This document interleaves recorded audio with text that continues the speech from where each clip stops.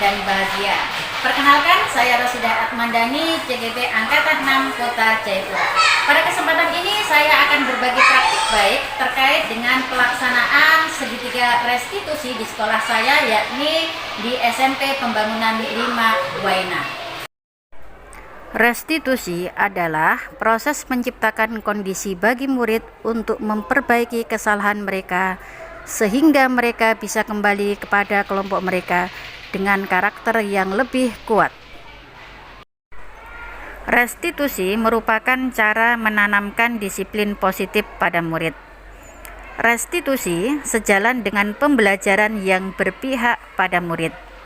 Adapun tahapan restitusi sebagaimana tampak pada segitiga restitusi sebagai berikut. Selanjutnya, mari kita saksikan bersama praktik pelaksanaan segitiga restitusi di sekolah saya. Suasana hati kalian berdua pagi ini ceria, alhamdulillah ya. Tahu nggak kira-kira kenapa ibu panggil kamu pagi-pagi? Tahu. Apa? Kemungkinan saya belum mengerjakan tugas. Belum mengerjakan tugas. Kalau Sarifah? Saya kemarin memang sempat tidak masuk tanpa izin. Tidak masuk tanpa izin. Terus tugasnya bagaimana?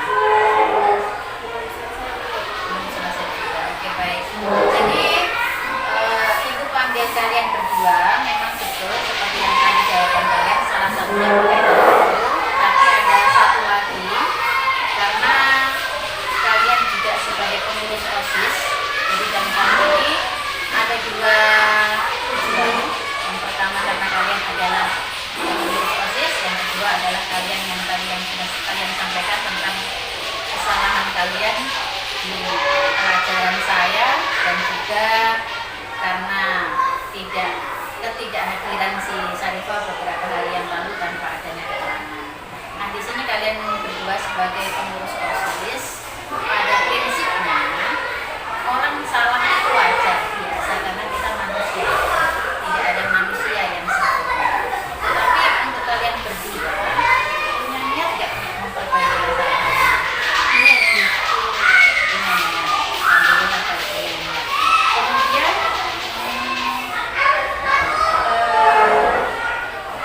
kalau begitu, mari kita fokus sama-sama mencari cara untuk memperbaiki permasalahan ini sehingga besok lagi tidak terulang permasalahan yang sama. Bisa? Bisa. Oke.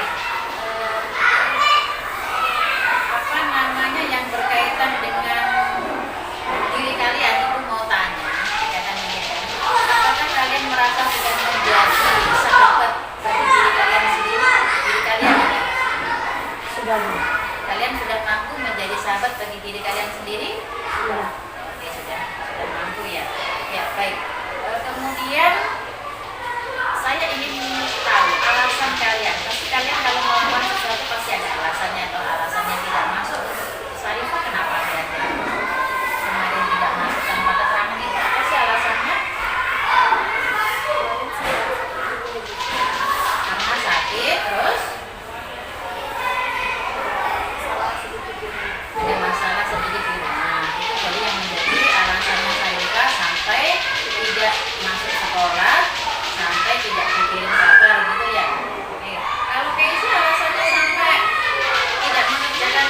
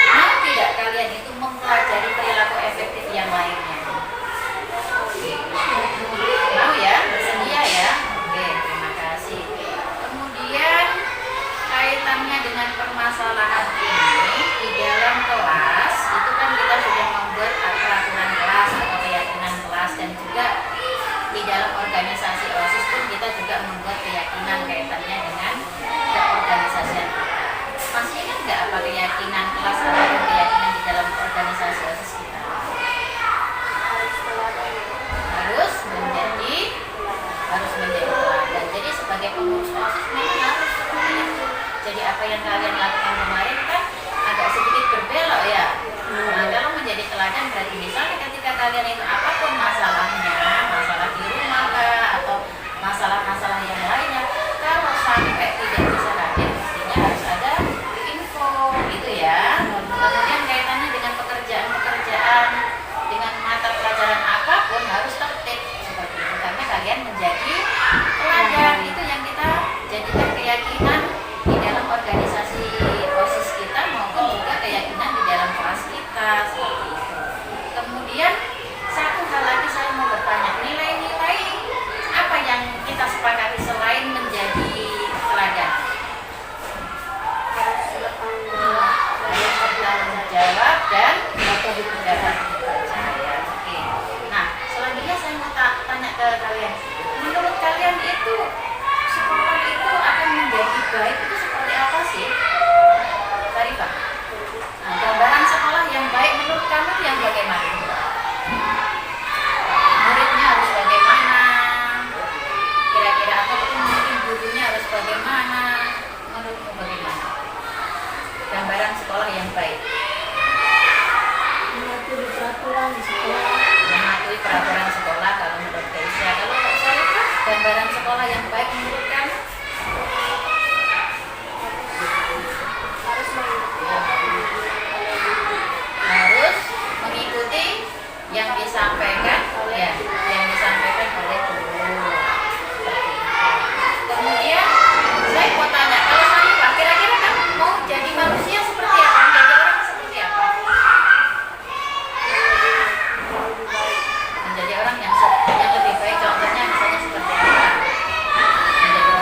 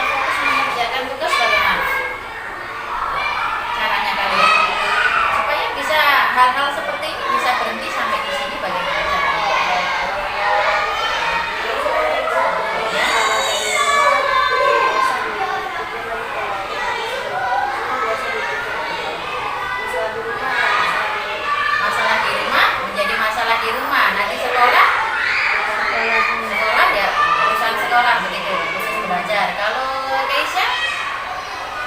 Pekerjaan rumah yang harus kerjakan di rumah. Pekerjaan rumah, kerjakan di rumah. Jadi pada prinsipnya bahwa yang strategi yang kalian lakukan ketika kalian diberikan tugas supaya tidak terjadi seperti ini lagi adalah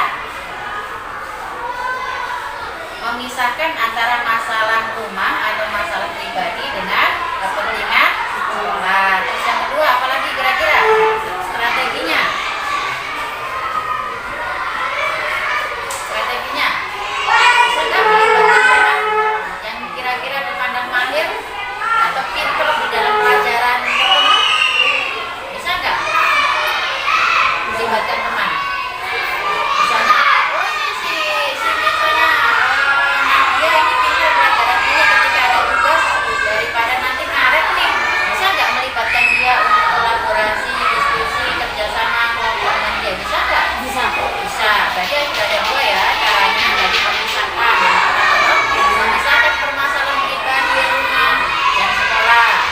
Kemudian yang kedua, melibatkan teman yang kira-kira bisa diajak untuk berkolaborasi. Ada lagi strategi berikutnya supaya kerjanya tepat waktu dan supaya tidak tidak absen. Strateginya? Ya, apalagi kira-kira tadi yang pertama adalah pisahkan masalah rumah, masalah pribadi dan sekolah. Jadi kalau di sekolah berarti fokus dengan sekolah. Seperti itu. Kemudian yang kedua tadi melibatkan teman untuk kerjasama, ya toh, atau kolaborasi. Apalagi perlu nggak manajemen waktu kira-kira? Misalnya kalau di pulang dari sekolah itu misalnya pulang dari sekolah berarti fokus kerja pekerjaan sekolah dulu, selesai pekerjaan sekolah baru pekerjaan rumah. Gitu. Jadi dibagi kalau di rumah ada dua, pekerjaan rumah membantu orang tua dan pekerjaan sekolah, harus bagi dua waktunya. Berarti perlu nggak manajemen waktu di situ? Perlu. Perlu. Kemudian perlu nggak peran orang tua untuk mengatur kalian kaitan dengan manajemen waktu? Perlu nggak? Misalnya Mak ingatkan saya besok ada tugas yang harus dikumpul, saya harus lupa lagi. Biasanya suka pakai alarm nggak sih di HP untuk mengingat? Nah, berarti bisa masuk strategi keempat tadi, menggunakan alarm, mengingat, tulis tanggal sekian, jam sekian pelajaran ini, tugasnya ini, kumpul. Besok lagi ketika ada tugas lagi di alarm, tulis lagi tanggal sekian, jam sekian pelajaran ini, kumpul. Supaya selalu ingat, nggak ada yang lupa-lupa lagi. Gitu. Bisa juga nanti dikomunikasikan dengan grupnya, grup kelas kecil, sampaikan teman-teman ada info kan yang mau kumpul pekerjaan di mana apa. Oke, kira-kira bisa. Jadi saya tunggu dan saya pantau perubahan kalian, karena kalian di sini ada dua figur, yang itu perhatikan, yang itu akan pantau. Karena pertama kalian sebagai pengurus OSIS yang tadi siap menjadi teladan, yang kedua karena kalian di sini kan kelas 9 sebagai kakak kelas juga harus memberikan contoh, menjadi teladan juga ke adik-adik kelasnya, sehingga pekerjaan tadi seperti yang tadi kita sepakati, pekerjaan masalah rumah ya di rumah, sekolah ya sekolah, dipisah-pisahkan seperti itu. Jangan bawa pekerjaan rumah bawa ke sekolah, pekerjaan sekolah nanti di mana kampungnya kalau kita tidak proporsional gitu ya. Jadi saya ingatkan, kita sudah sepakat ada 4 kesepakatan tadi untuk menyelesaikan atau memperbaiki masalah ini, masalah yang sudah kalian buat. Yang pertama adalah kalian tadi sudah menemukan strategi yang pertama, yaitu memisahkan, ya toh? Memisahkan antara masalah pribadi, masalah rumah dengan sekolah, dipisah-pisahkan sehingga tidak campur aduk, supaya bisa belajar profesional. Yang kedua, melibatkan teman. Jadi ketika nanti ada kendala-kendala di mana kalian stuck, nggak punya ide, misalnya butuh apa ya, berarti cari teman terdekat yang bisa diajak diskusi, sehingga nanti kalian tidak berhenti di situ. Oke? Yang ketiga di sini tadi adalah manajemen waktunya. bahwa kalau sudah pulang dari sekolah nyampe di rumah, fokus kerjakan pekerjaan rumah, membantu orang tua dan mengerjakan tugas-tugas sekolah yang tadi dijadikan PR. Kemudian yang terakhir atau yang keempat, menggunakan alarm pengingat supaya nanti tidak terlambat kumpul. Oke, jadi 4 kesepakatan yang sudah kalian buat tadi untuk mengatasi kesalahan-kesalahan yang sudah kalian lakukan. Hari ini Ibu akan pantau supaya tidak terulang lagi kesalahan kalian. Siap? Bisa? Siap. Oke, pasti. Terima kasih. Kembali ke kelas. Silakan. Ya, waalaikumsalam. Awalnya saya tadi dipanggil itu dimarah dan dipukul. Ternyata saya dipanggil untuk membahas permasalahan saya dengan guru. Saya berdiskusi sama ibu dan saya sadar bahwa apa yang saya lakukan itu sangat salah. Terus saya berdiskusi itu, saya mendapatkan solusi yang sangat baik. Dan pendapat yang sangat baik, dan saya harus berubah menjadi kakak kelas dan komunikasi yang lebih baik lagi, dan harus berikan contoh yang lebih baik lagi kepada adik-adik. Dan pendapatku gimana? Kalau saya memang awalnya sama, di situ saya tegang dan ternyata saya dipanggil ke sini sama guru untuk berdiskusi buat mendapatkan solusi yang kemarin saya dalam berbuat salah maupun di sekolah atau di pembelajaran. Mungkin dari solusi mungkin dari berdiskusi yang sama guru tadi, saya bisa mendapatkan hal-hal yang membuat saya sadar dari masalah sebelumnya. Mungkin saya bisa menjadi lebih baik juga seperti tadi saya sampaikan, menjadi anggota OSIS yang bisa kita mencontohkan ke